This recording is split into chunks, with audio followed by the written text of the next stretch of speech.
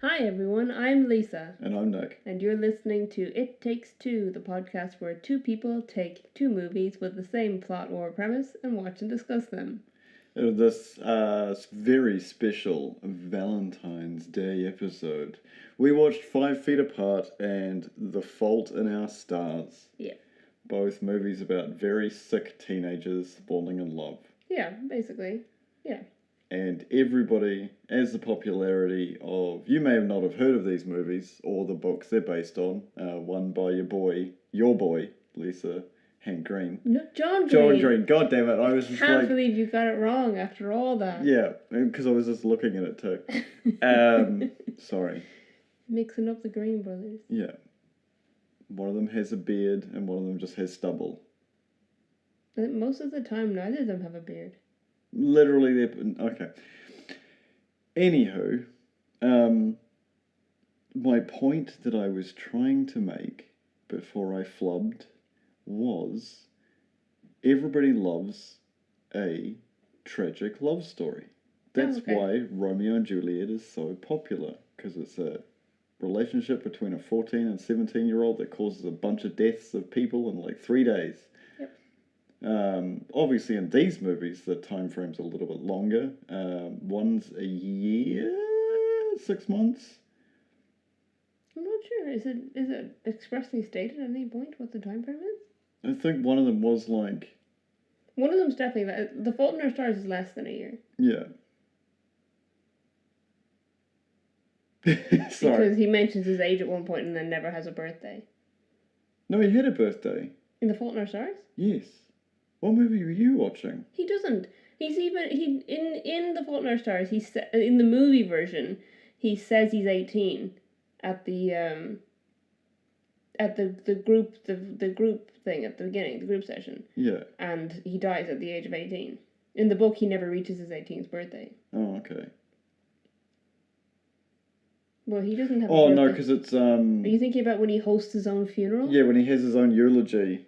Yeah, that's not for his birthday. That's because he's dying. Yeah. There's going to be a lot of content warnings in this one, I think. Yeah. Also, I think you said that 5 Feet Apart is based on a book. That is not factual. There is a book, but they went the Dances with Wolves route. They wrote the screenplay first, and then wrote a book, and got on the bestseller. It was like listed as a book, and then got someone to fund their screenplay to make it into a movie. Fair enough. Also, importantly, for both of these, the stories of both are inspired by real people. The stories aren't real, and the characters aren't supposed to be those people, which I think in both cases they want to be very clear about that they're not telling the story of that person, but they are both inspired by real people and the illnesses that they had, and both of those people are now dead, which is sad. Very. Yeah. So where do you want to start? Similarities between these two movies? What the movies are basically about?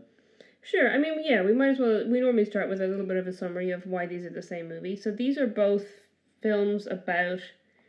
The main character in both is a teenage girl who is very sick. In 5 Feet Apart, she's got cystic fibrosis. In The Fault in Our Stars, she has thyroid cancer that has spread to her lungs. Yeah. And in both cases, they meet a very frustrating teenage boy who has the same illness, and then slowly fall in love with that boy. Yeah. And in both of them, they have one of the two love interests has a best friend who also is sick. Yeah. So that's the plot of the movie, folks. I don't know where else to go from there. This is definitely a genre that I'm not too fond of, because it's like, oh, it's so cute because they love each other, but they're dying. It's kind of like how Elrond pitches like Arwen and Aragorn? Yeah. It's just like, oh, they're so cute. Like, my daughter's in love, but with someone who's going to die in like 20 minutes from his point of view. Yeah. From a certain point of view.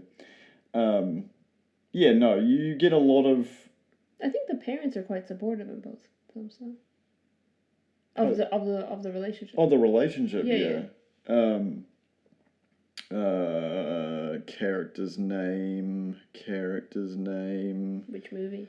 That is a good question. Will's mum. Yeah, Will's mum in 5 Feet Apart. Because this is a really sucky thing that I'm just going to cover right now for those American listeners. It must be so expensive to have a child with a chronic illness. Yep. Because your healthcare system, for those Americans who are listening, anybody who's got a privatized healthcare, like, that must suck. Can I sidestep in here? I wasn't sure whether to mention this in the episode or not, but I think I will, because this is a good point to do it. Yeah. I mentioned that both films or both stories are based on real people. Both of those real people have had foundations created in their name to assist families with children who are ill. Yeah. So I might just throw those names out in case there are people listening who are affected by this kind of stuff. Yeah. So 5 Feet Apart is based on not based on, but inspired by a young woman named Claire Wineland, who suffered from cystic fibrosis and vlogged about it on YouTube, and actually consulted on the film, but died before it was released. She died of a stroke at age 21. But she, at the age of 13, founded a foundation called Claire's Place Foundation, which provides support to children with cystic fibrosis and financial support to their families. And the Fault in Our Stars is inspired by Esther Earle, who had thyroid cancer and was also vlogging about her experiences, and was an avid fan of Vlogbrothers, which is Hank and John Green's YouTube channel where they send videos to each other, essentially, was how that started out. And after she died, her parents created a foundation called This Star Won't Go Out, and that helps financially helps families with cancer-stricken children. So there are there are ways to try and get support when you're in that situation, which is a very tough situation to be in. Yeah. I remember it's sort of related. There was a guy who made a game based on his experience with their child dying. And it was like that terrible dragon or something along those lines. Okay. And it's just a bunch of sequences where you just interact with things but you're not helping. Right. Because there's nothing you can do. And that was that person's trying to raise awareness after their child died from cancer. Right. But yeah, that cancer, any chronic illness for children just really sucks. Like, yeah. I'm sure there's people out there who have or continue to suffer through this, and it's like, it's not something you can just really brush off easily. Yeah, it's not a great experience. But like, these movies coming out, being lighthearted enough to appeal to a general audience, but also being real enough to show the truth of the suffering that these people go through. Do we get to the lighthearted bit with the fall in love in their short mayfly lives? Because they're all, yeah.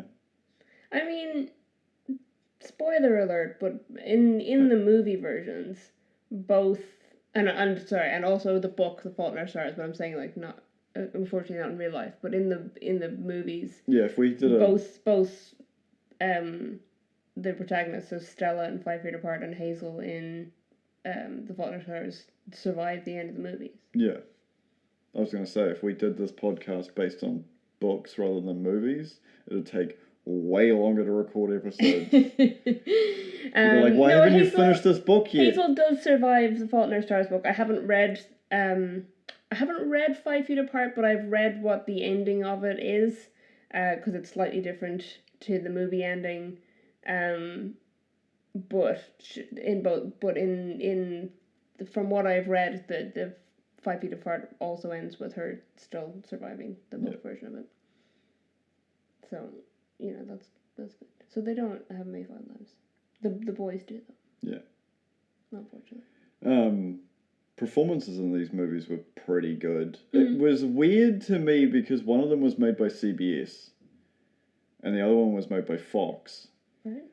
But the beginning of the Fox movie had some hey bro, Jesus man in the beginning of it, where the CBS movie, which is Christian Broadcasting Service, wasn't like there was no church. Yeah, but it was interesting. That's in the book, and that's I think that's largely down to the fact that John Green, prior to becoming a young adult novelist, was a hospital chaplain. Fair. And he drew on those experiences, I think, quite a bit. Yeah, because as an audience member, I felt the cringe that Hazel was experiencing when she went to the meeting for the first time. Yeah. Because she's just like, oh god, because that dude is just like... He's like, we are literally in the heart of Jesus. Yeah. And then, like, sang a little song on his guitar, and she's just like, this is dumb. And her mum's real supportive. And yeah, it's the second time she goes when she meets... Augustus Waters.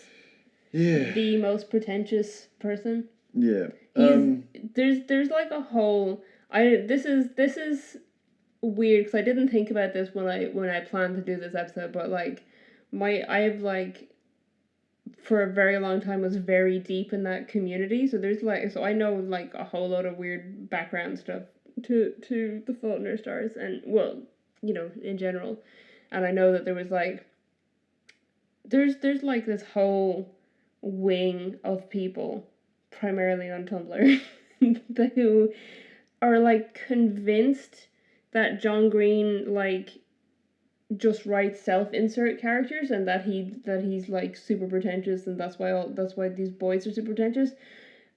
He's not. He's just saying like there are super pretentious teenage boys out there. You're supposed to believe the kid is pretentious. You know what I mean? Yeah.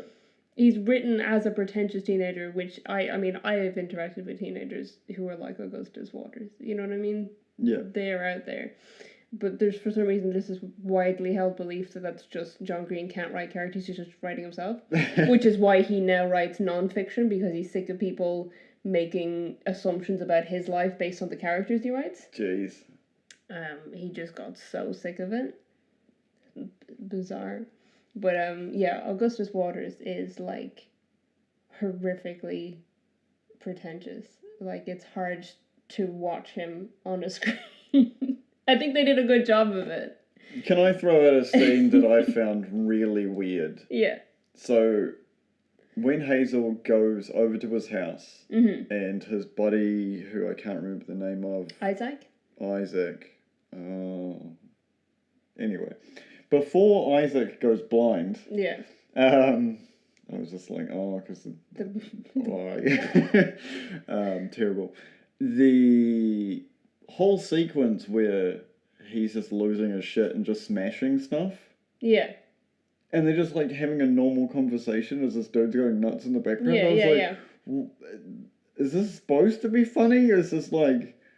Because that would be like you go over to some guy, like you're horribly sick, you're over to some guy's house and his mate's having a freak out after like being like, I'm the greatest in the world because I got a super hot girlfriend. My hot girlfriend broke up with me because she doesn't want to suffer through this illness I've got.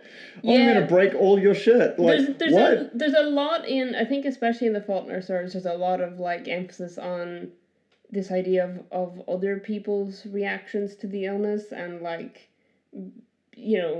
the whole thing with Isaac and his girlfriend is she breaks up with him because she doesn't think she can handle him having to go through a surgery to have his eye removed.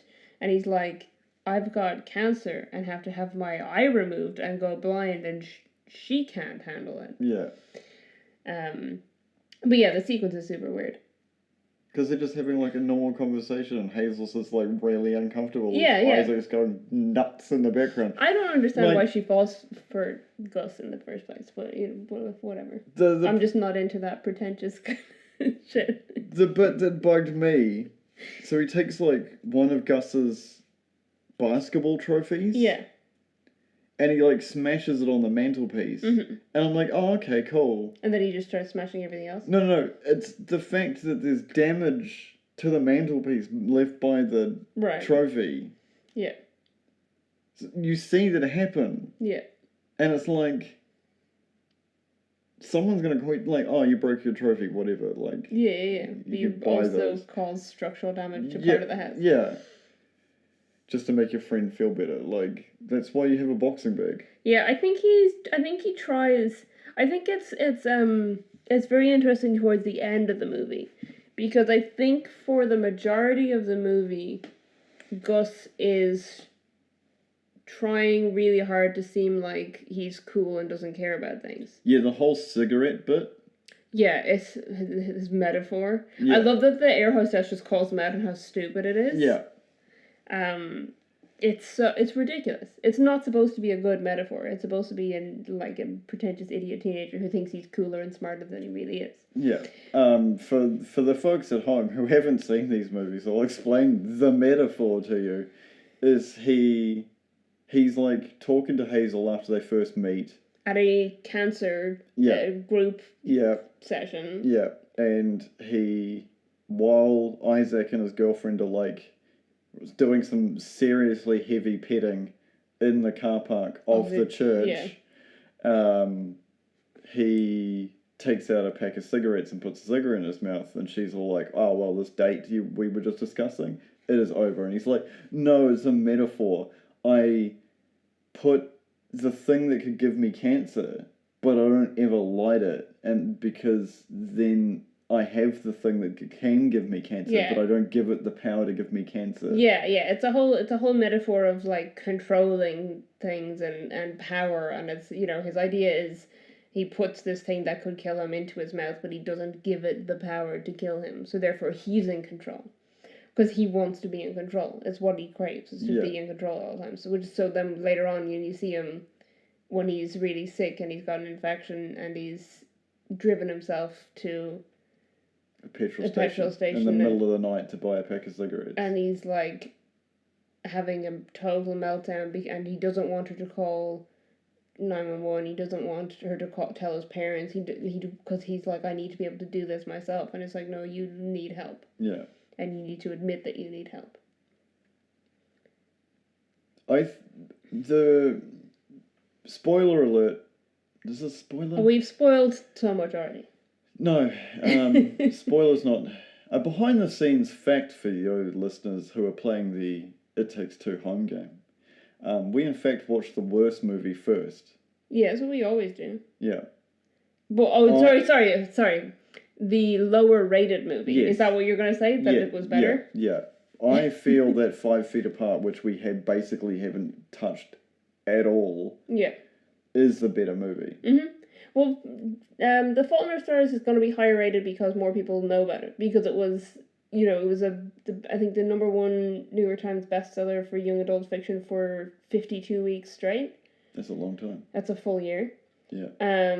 They did a book tour to go around the world signing it. Is that where you got your signed copy? Well, let me tell you something. I have more than one signed copy of that book because John Green signed 150,000 pre-order copies of The Fault in Our Stars. Yeah. So I have one of the pre-order copies which was signed. And then I also went on a book tour, and I didn't realize that when you bought tickets for the book tour, they gave you a book with your purchase of ticket. So myself and Connor went on the book tour, and we got a book each, and then we met John and Hank Green, and they signed both of our books. So at one point there were 3 signed copies of The Fault in Our Stars in my parents' house, and now one of them is here with us in New Zealand. What's the deal with the fish? That is a Hank Green thing, not a John Green thing. Yeah. Can you explain the fish thing to me? He has a song about an anglerfish Yeah, continue. So now he, like, sometimes instead of his signature, he draws what he calls a hankler fish. You already know this, because I already explained it to you. You just wanted me to say it on the podcast. Yeah. Because you were just like, look, here's a signature. I'm like, that's a fish. That is a fish. Yeah. I got a hankler fish. But I also have Hank Green's signature on my ticket from the book tour, which is in the book. So, 5 Feet Apart It's great. is great. I am shocked. Can I just say, 5 Feet Apart came out in 2019, the movie. I am shocked that it was not, like, the movie of the pandemic. Because the whole thing is about social distancing and wearing gloves and wearing masks, you know. And not being able to interact with other people because of the fact that you could kill each other. Yeah, and I want to just say here right now, because I was very frustrated that for 3/4 of the movie I was like, why is it called 5 feet apart when they keep being told they have to say 6 feet apart? It turns out that it's their act of rebellion is they steal 1 foot back. So they stay 5 feet apart from each other instead of 6 feet apart. Which is, I don't know, it's kind of cute, but also reckless because she could die. She uses a pull cue. Yeah, a pull cue. For the distancing. Yeah. Which the whole pull cue sequence was weird. Mm. It was just the whole, there's a lot of cringe teen behavior in both of these movies, which make them more realistic. Yeah. But oh my god, watching it, it's just like, oh no. I think I like Stella as a character more than I like Hazel, or at least in the movie version of The Fault in Our Stars. Yeah. She's a lot more realistic. I think about like realness and stuff. Yeah. So she's got CF, sorry. And she's waiting on a lung transplant. And she is basically documenting her daily routine. She has actual OCD, and not people are like, oh, I have OCD. No, she has OCD. She must have. I was thinking about it. She must have some kind of trauma in her life. So, I mean, I guess being, having cystic fibrosis. It would be a control thing. Yeah, it'd be a control thing. Because she definitely has reactions sometimes that you're like, okay, there's something that has triggered the OCD to start. Yeah. But I guess that's relatively normal. Yeah. So everything in her life is very well ordered. She contains lists. She contains multitudes. She contains lists, Jesus. What's the word I'm looking for, Lisa? Help me out here. She writes lists? Part of her daily routine, she's got a bunch of lists. Yeah, she's got a master list, which is all the things, she just does lots of to-do lists. Yeah. And she's got a master list, which is like all the things she wants to do in her life, generally speaking. And then she's got daily to-do lists. Yeah. And she has her own medicine cart in her room that she organizes herself. And part of her frustration with Will, when she meets him, is that he doesn't give a shit about his illness. He's not looking after himself. He's not taking his medicine. He doesn't know anything about his medicine. And she's like, well, if you are living with this, you know what you need to do because we're practically experts ourselves. So then she insists on him getting a medical cart, and she organizes it for him. Yeah. And gets him on a routine. Yeah, it was very interesting watching both of these movies in a row. Yeah. We had a little break between them, but I think I was just exhausted by the end of the 2 movies. Because it's so heavy. Except for Willem Dafoe.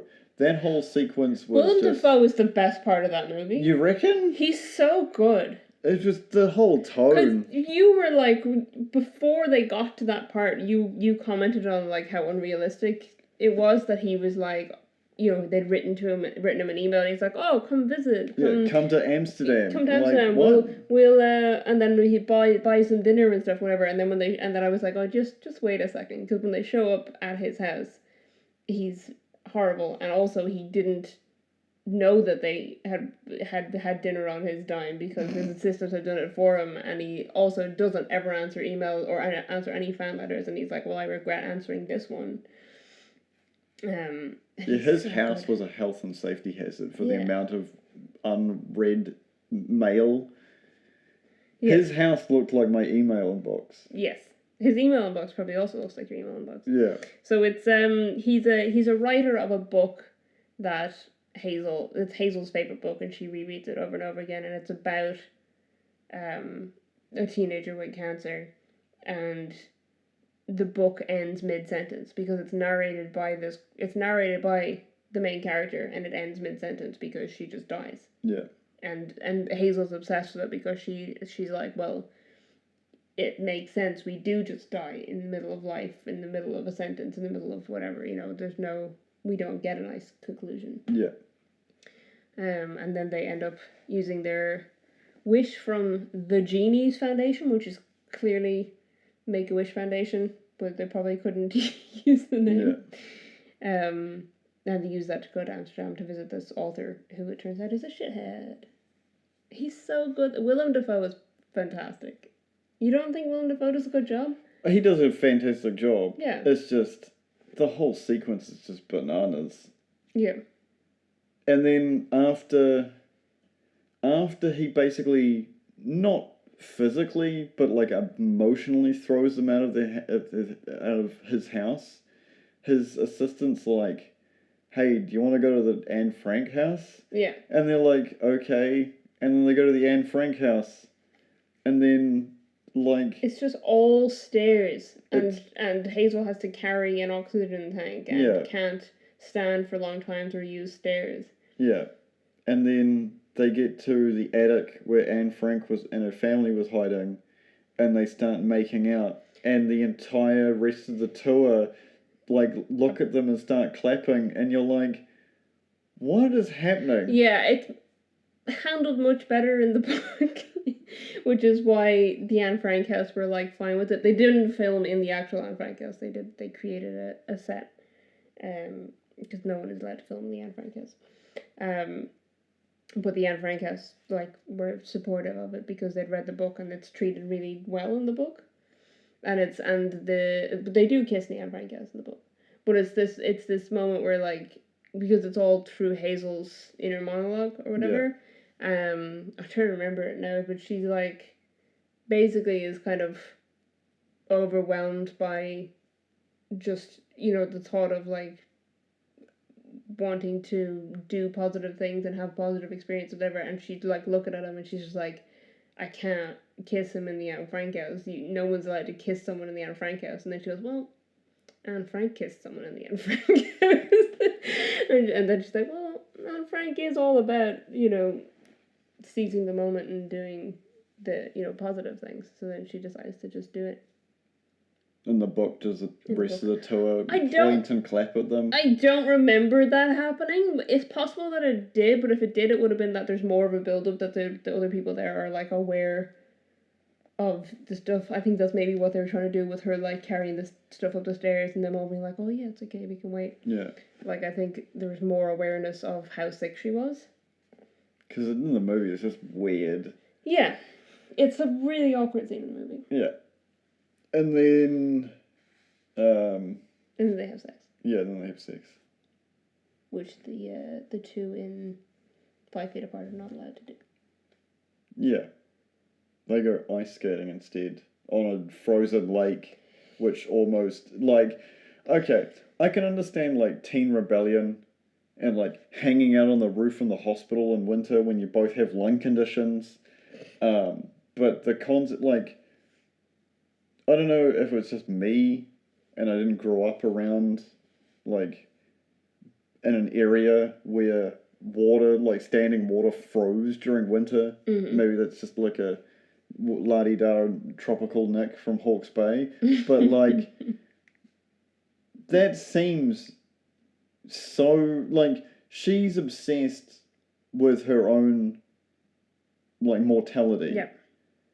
And her response is to run around on a frozen river or a lake. No, it is a river because there's a bridge over it. Yeah. What? Yeah, it's an interesting sequence because it's like she's decided he's more important than her health. Because that's when they're out there, because they've run away from the hospital to do this, and when they're out there, that's when she finds out that there's someone coming in with lungs, and she's got to get a transplant, except she's not at the hospital when it happens. Yeah. But the nurses text her, and she just ignores it, and then there's like. They're trying to get a hold of her, and they eventually get a hold of him because they realize he's with her, and he's like, we need to get you back. And then there's a whole thing where she falls through the ice, and he has to give her mouth to mouth, which I actually thought that sequence was really well done. Yeah. Because you have him like realizing, because the whole reason that they have to keep 5 feet apart is not that he also has cystic fibrosis, it's because he has a bacteria that will mean that she can't get a lung transplant if she contracts the bacteria. Yeah. And he's on a trial to try and rid the bacteria because it just eats antibiotics, and with the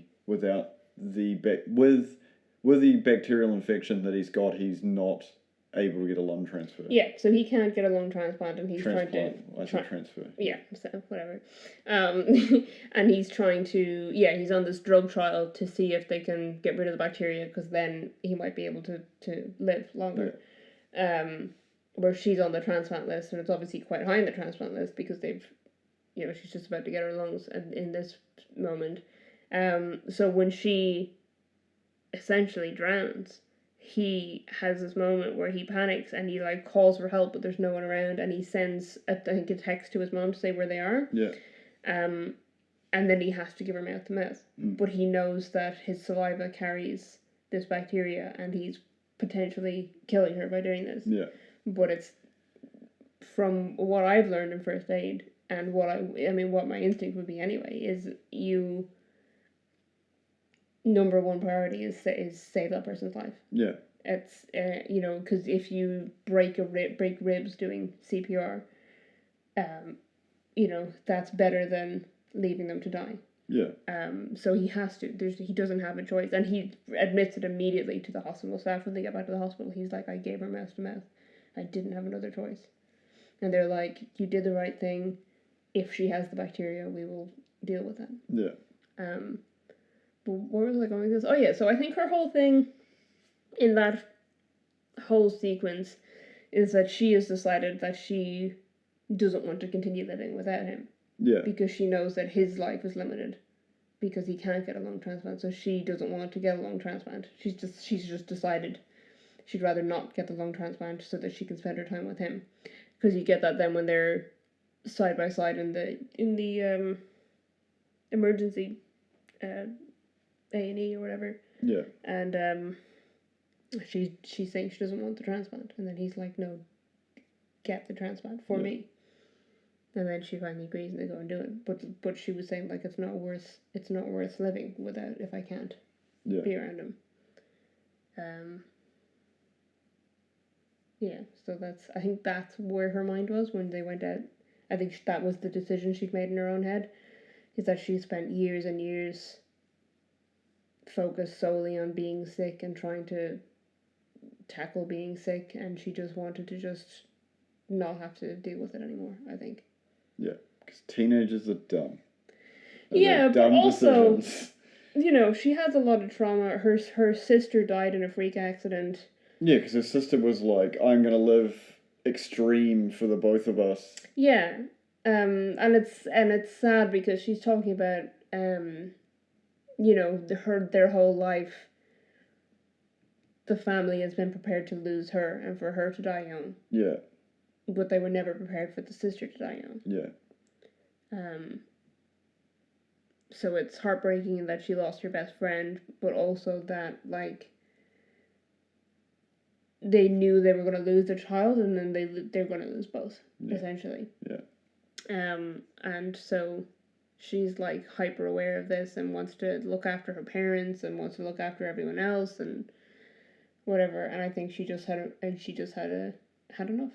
I think, at that time. And she was like, I want to live. You know? Which I guess is fair enough. I mean, that kind of stuff's going to happen. Yeah. You know? You alright? Yeah. Okay.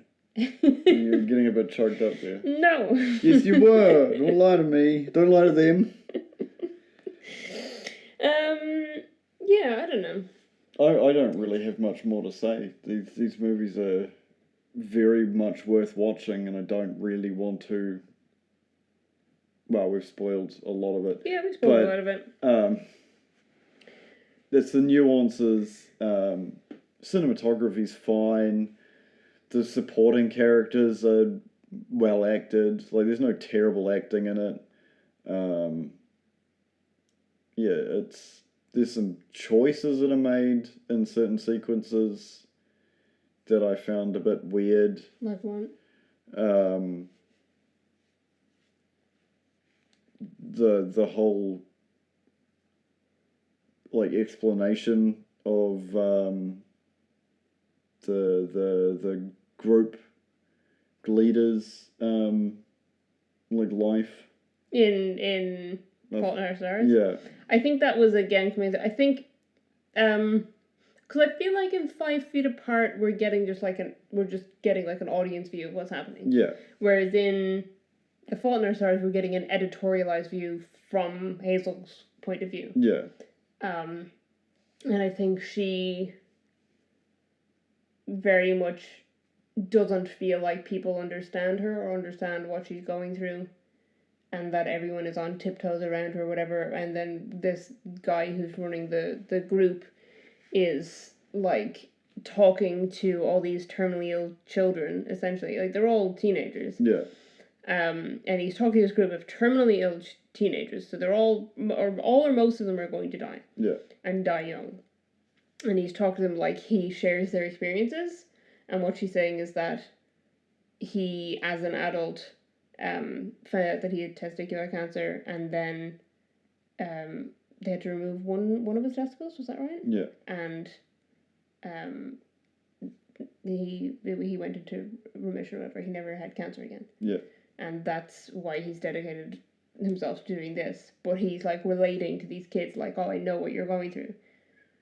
And from her point of view, he doesn't. Yeah. She's like, our situations are not comparable. She's like, I have thyroid cancer, and at 13, my parents told me it was okay and I could go and I say goodbye to them. Yeah. You know? It's like a totally different situation. So I think that's why you get that, is that her being like, this guy thinks he understands us, but he knows nothing. Yeah. And you get like, her parents feel very one-dimensional for a while, and she's like going like, oh, my parents' whole lives are just looking after me, and that's all they have going for them, and when I die, they're gonna have nothing. And then she finds out that her mom has been taking classes and has like a whole plan of her life after Hazel is dead, and she's just like, oh, like it hadn't occurred to her that her mom might be doing that. Yeah. So I think we get and I think that's part of how it was written as a book as well, is that we're getting one person's perspective, and it's a limited perspective, both because they don't know what everyone else is doing, but also because she is a young person who, you know, doesn't have necessarily as nuanced a view of the world. It's fair. So I think that's where that guy's weird backstory comes from. Is it's very much Hazel being like, this guy is talking shit, you know. It's fair. Do you want to move on to some facts that we haven't already discussed? Yeah, we can do that if you want. I didn't have very many taken down, I don't think.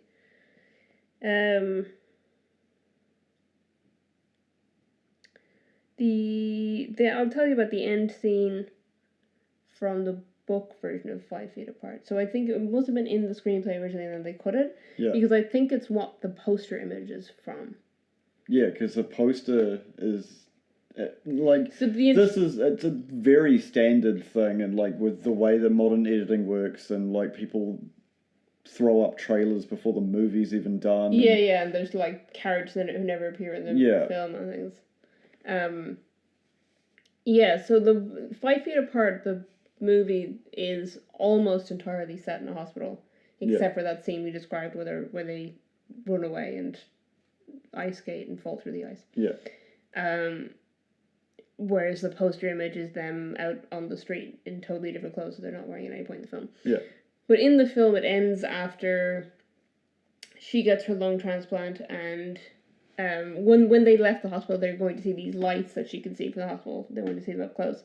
And so he set up all these lights outside the window of where she was. Yeah. And he basically said goodbye to her, and that, because he loved her, he had to let her go, because he couldn't risk her life and her new lungs by being around her and possibly spreading this bacteria to her.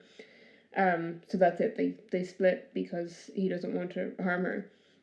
And apparently in the book, they run into each other in the airport, apparently months later, and Stella looks totally healthy because her new lungs have taken and she's really improved.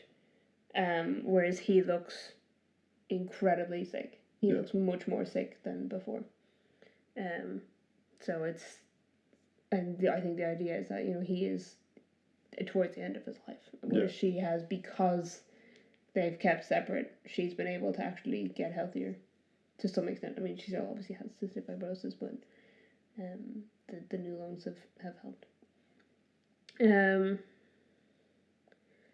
I don't know, I feel like most of the stuff I took down was about the real people they were based on. Yeah.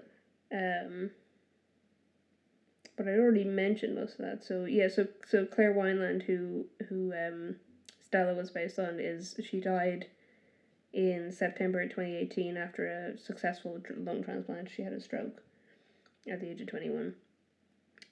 She was 13 when she founded the Claire's Place Foundation. The director of this, Justin Baldoni, had just previously, I think he signed on to this because the last thing he directed before this was a documentary TV show, which is called My Last Days, which is all interviews with people who are terminally ill. Yeah. So I think that's what drew him to this project. With The Fault in Our Stars, I mentioned that the Anne Frank house was a replica that they used. Shailene Woodley had... Oh yeah, I was like, why did I take this down? So she had waist-long hair for Insurgent, which was the movie she was in, I think, just before this. So it's from the Divergent series. Yeah. And she cut it to the haircut she has in The Fault in Our Stars, the kind of page boy haircut. And when she did that, she donated the hair that she cut to a local children's hospital to make wigs for children with cancer. Oh, that's good. So it was, kind of sweet. Esther Earle, who I mentioned, was an inspiration for the character of Hazel. Her middle name is Grace as well, which is probably why she's Hazel Grace, because she was Esther Grace Earle. Yeah. She died at the age of 16 from thyroid cancer. And she was quite a prolific story writer when she was alive. So her parents, after she died, published a book of her stories and also a biography about her, because apparently her and her dad had made a deal that whichever of them died first, the other one would publish their biography. Makes sense. Which is kind of sweet. And like I said, her parents founded This Star Won't Go Out after her death. So Esther means star, which I guess is kind of an inspiration for the title of The Fault in Our Stars as well. Yeah. Though the title is a variation of a quote from Julius Caesar by William Shakespeare, which is, the quote is, "The fault, dear Brutus, is not in our stars, but in ourselves." Accurate. Yeah. In terms of budget and box office, the budget for The Fault in Our Stars was $12 million, and it made $307 million at box office. It's pretty good. Budget for 5 Feet Apart was $7 million, and it made $92.5 million at box office. That's still not bad. It was pretty darn good. But like I said, I'm shocked that it wasn't like the movie of the pandemic. Yeah. Considering how much, like, the whole movie is about social distancing. Yeah, very much. Well, I actually, the first lockdown we had, People weren't wearing masks. It was when we went to level 3. That was here. In other countries, people weren't wearing masks. Oh, okay. Pretty early on. Because my parents were amazed that we weren't wearing masks all the time here. Yeah. Because they were in Ireland at the time. Yeah, masks weren't a big thing for the first big lockdown in New Zealand, but also we were not allowed to leave our homes. Yeah, it's true. Me and you were allowed to leave our homes because we were considered essential workers. Yay! Not that it helped when it came to pay review time. Yeah. But the vast majority of New Zealand were not permitted to leave their homes. Yeah. So, except to go to grocery shopping or do light exercise within your suburb or whatever it was. Yeah, that shit pissed me off.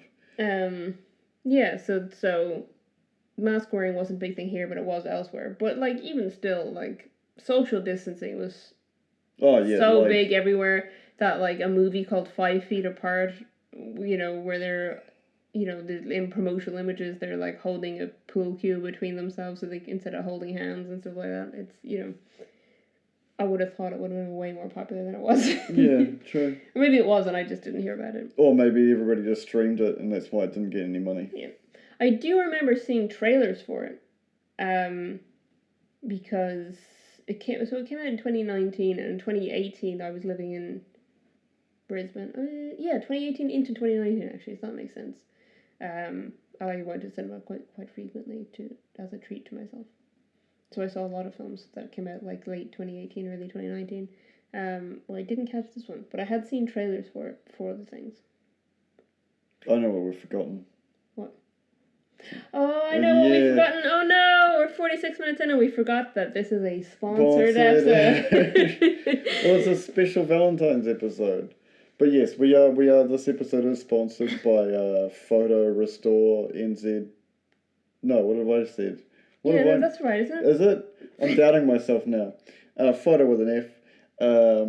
Yeah, photorestorenz.com. Yeah, which is the website. Is if you've been through and had a look through over Christmas break or any time, you've got parents' anniversary, grandparents' anniversary coming up. It's Valentine's Day today. Yeah, it is Valentine's. Well, it's a bit late. It is Valentine's Day. Well, depending what time zone you're in, if you're listening to this right now, it could still be the 13th of February. If you're if you're a member of my family, if you're one of my siblings, it is your mother's birthday tomorrow, the 15th. So you get a photo restored for her. She will have listened to this before you though, so yeah, she'll know it's coming. Yeah. But she knows what the present is before you even knew. It's like predestination, but of presence. It's Minority Report. So the website is able to take photos and restore them to a pretty... You got some really decent... Yeah, can I talk? Because I mentioned in our previous episode that I had sent them a photo that was horrifically damaged, ridiculously damaged. And I will have... When this releases, I will have already shared that in our Discord server, so check out our Discord server if you're not already in there. But I was talking to one of the co-founders of the company, and he told me, this is amazing, it's just the level of dedication to this stuff. So the photo was taken at a wildlife sanctuary in Miami, I think, or Florida Keys. I don't remember. Somewhere south of southern Florida. The south of Florida. Yeah, somewhere in southern Florida. And it was a photo of me and my younger brother with a chimpanzee and a Bengal tiger cub. Yeah, as you do in Florida. Yeah, in Florida, the place where they're native. Yeah. And to try and repair or train, because it's an AI that they've trained to do these photo restorations and colorizations. Which is funny because at the moment, AI is getting absolute shit because there are a lot of people using AI artists to claim. Yeah, so there's that problem is with AI artists who are using training on people's art. Yeah. And then committing copyright fraud, basically. Yeah. So this is not that. This is the good AI. This is designed by the founders of this company, and what they did to make sure that the photo was intact, because like part of my face is missing from it, part of the chimp's face is missing from it. Like there's like huge chunks missing from this photo, and what they've done with it is amazing. But apparently, they sourced the place that the photo was taken, and they trained their AI with the chimp that was in that photo from other photos taken at the same place. So the AI restored the chimp's face in the photo using other photos of that chimp because it can recognize that chimpanzee. That's bananas. And I think that's amazing. It's so good. Because I was like, I really just gave them a shitty photo and was like, let's see what happens. Deal with this. And they did. It was absolutely amazing. But it was really fun to learn like how they got the AI to figure out what to do. So, as a It Takes Two listener, you get a very special discount this Valentine's Day. 25% off your purchase if you use the promo code It Takes Two, all one word. Yep.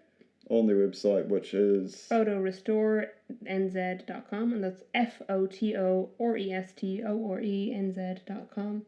Don't make me the way I pronounce my O's because I can see you looking at me. You are a delight to me every day. Right. Is there anything else you want to say about the movies? I feel like, because we normally do the ad slot in the middle, so now I feel weird about it. Well, we did have technical issues, and it is very warm, and we're both very. It's been a long day for both of us. True. So yeah, we're at the end. Okay. I'm done. You done? We're done. Strider, you done? I'm worried that we didn't compare the movies enough, but maybe we did. Well, I think the reality is the comparison. Yeah, these are the same idea, plot or premise, and despite my joke about my joke about everyone loves a tragic love story, like it is a snapshot of a life that thankfully most people don't have to live.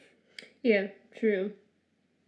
And it must be, other than the weird cringy behaviour, it must be unbelievably tragic to either experience this as a parent or a sibling or even a sister, brother, uncle, auntie, Jesus, niece, nephew. In fairness, the nurses in 5 Feet Apart do care a lot about them. We do see a child die in 5 Feet Apart. Yeah. It's neither of our protagonists; it's their friend. But the nurses are really upset about it as well. Yeah. And it makes sense because these kids basically live in the hospital. Yeah, they basically live in the hospital. They're very well known to the nurses, and and it must be hard as a healthcare professional to be working with children that aren't going to survive. Yeah. So I think that's why they do get a bit of leniency, bending the rules now and again. Yeah, and there's a whole sequence where the head nurse or whatever is talking to Will and saying, I let another couple bend the rules, and he was like, "Oh, let me guess, they both died." She's like, "Yes, they did on my watch." Yeah. And he realizes, he sees things from her point of view. Then he's like, "I'm putting this woman through hell by doing this." Being a shit. Yeah.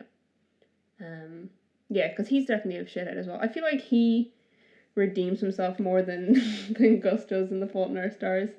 But in fairness, Gus in The Fault in Our Stars is just kind of a pretentious idiot. Yeah. Whereas Will in 5 Feet Apart is like intentionally self-destructive. But it's because he knows he's going to die. Yeah. He's kind of gone with the what's the point? Yeah. And it's like, Hazel says it in The Fault in Our Stars, which is her parents think she has depression, and they say that depression is a side effect of cancer, and she says it's not. It's a side effect of dying. Yeah. Which is what I'm doing. And I think that's what Will is experiencing in 5 Feet Apart, is he knows that he has a shelf life, and he knows that his only hope of extending his life by even 5 years is a lung transplant, and he knows that he can't get on the transplant list because he's got this bacteria. Yeah. So he's intentionally reckless and self-destructive, and then he kind of spreads that to her, and then he suddenly realizes she could have a life. Yeah. And I don't want to restrict that. Because he genuinely does care about her. Happy Valentine's Day. Happy Valentine's Day indeed.